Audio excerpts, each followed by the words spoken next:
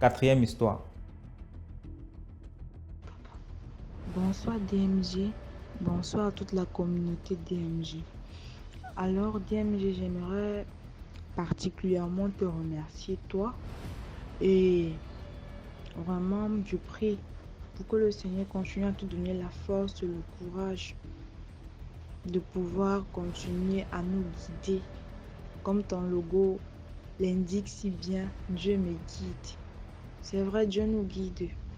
Et comme il ne peut pas se manifester en tant qu'tel, il passe par des gens et pas des gens comme toi. Vraiment, je remercie le Seigneur pour ça. Alors, je vais raconter une histoire, la mienne, et je veux donner comme titre à cette histoire euh, le bébé hanté. Bon, comme je disais tantôt, c'est mon histoire. Ma mère m'a eu avec mon père à l'âge de 18 ans et mon père était, je peux dire, plus âgée qu'elle, mais ça ne dérangeait pas. Ils ont eu un enfant qui était moi. Et dans ses débuts, ils ont pris une chambre ici à Douala, dans un quartier qu'on appelle la Cité Site. Oui, on vivait là-bas à trois, elle venait d'accoucher, je vivais là-bas avec elle, donc le bébé qui est moi, ma mère et mon père. Euh, Bizarrement, il y avait un truc qui se passait, mais ma mère ne savait pas quoi. Parce que toutes les fois où il commençait à faire nuit, je dis bien toutes les fois, tous les jours, sans exception, je me mettais à pleurer, à crier, à pleurer, à pleurer, à pleurer. Et c'était durant toute la nuit. Toute la nuit, je pleurais comme ça chaque jour, sans cesse.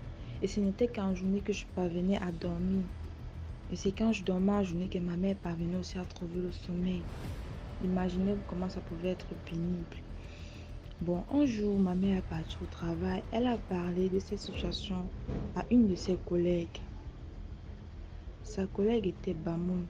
Sa collègue lui a dit, si c'est que ton bébé pleure comme ça veut dire qu'il y a un truc qui ne va pas où tu vis. Et déjà que nous vivions dans une cité, c'est-à-dire il y a plusieurs maisons, des studios et tout aux alentours. Mais ma mère, elle vivait dans une chambre avec son mari. Elle a dit, si déjà c'est comme ça veut dire qu'il y a quelque chose qui se passe.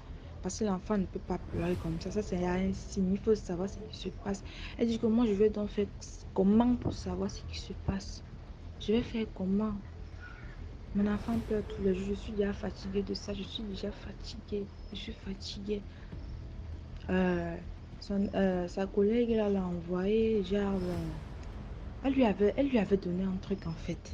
Sa collègue Bamoun lui avait remis un truc qu'elle devait mettre dans les toilettes. Parce qu'en fait, les toilettes que ma mère utilisait, bref, les toilettes que tous les locataires utilisaient, c'était des toilettes en commun. Vous voyez, donc il y a une seule douche pour toute la cité. Et la bailleresse habitait aussi là dans la cité. Ma mère a pris le truc, le produit que sa collègue lui a remis. Elle est partie. Elle est partie. Elle a mis le produit dans les toilettes parce que c'est ce que sa collègue lui a demandé de faire, d'aller mettre le produit dans les toilettes. Elle a pris le produit, elle allait mettre dans les toilettes. Elle a dit, quand tu vas faire ça, vraiment, tu verras et tu viendras me dire ce qui s'est passé. Ma mère a mis. Elle a attendu. Le matin, on vient toquer à la porte de ma mère.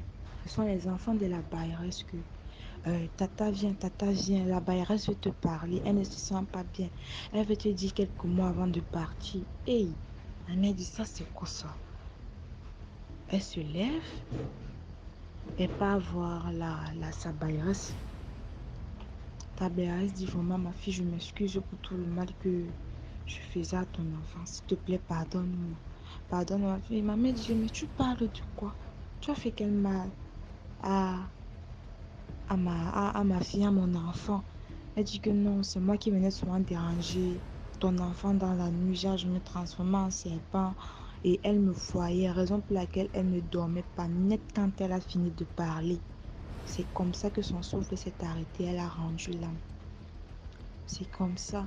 Donc, c'est pour vous dire que les bébés que vous voyez là, ils voient beaucoup de choses. Beaucoup. Je pense qu'il y a une maman qui a raconté une histoire euh, disant, genre, à l'étranger là-bas, genre, il y avait un bébé, quand sa grand-mère l'approchait, elle pleurait et tout, et tout, et tout, et tout. C'est la même chose. Donc, moi, dans la nuit, c'était cette femme-là que je voyais, mais en serpent. Raison pour laquelle je ne dormais pas. Et depuis lors, ma mère a quitté la cité avec son mari, elle n'est plus jamais revenue là-bas. Donc, il faut vraiment faire attention à où on part vivre. Parfois, quand tu prends une maison, c'est mieux souvent de sanctifier la maison dans le sang du Christ. Franchement, c'est souvent très important de prier dans une maison, peu importe que tu l'achètes ou que tu la loues. Il est très important, très, très important. Et toujours de rester, et puis dire quoi, en le Seigneur, toujours prier. C'est très important. Là, vraiment, c'était ma petite histoire. Et vraiment, merci pour l'écoute. Et j'aimerais inciter les gens, vraiment, il faut commenter, partager, surtout liker. Surtout, surtout. Merci de m'avoir écouté. Bonne soirée. Merci beaucoup pour l'histoire. Maintenant, on passe à la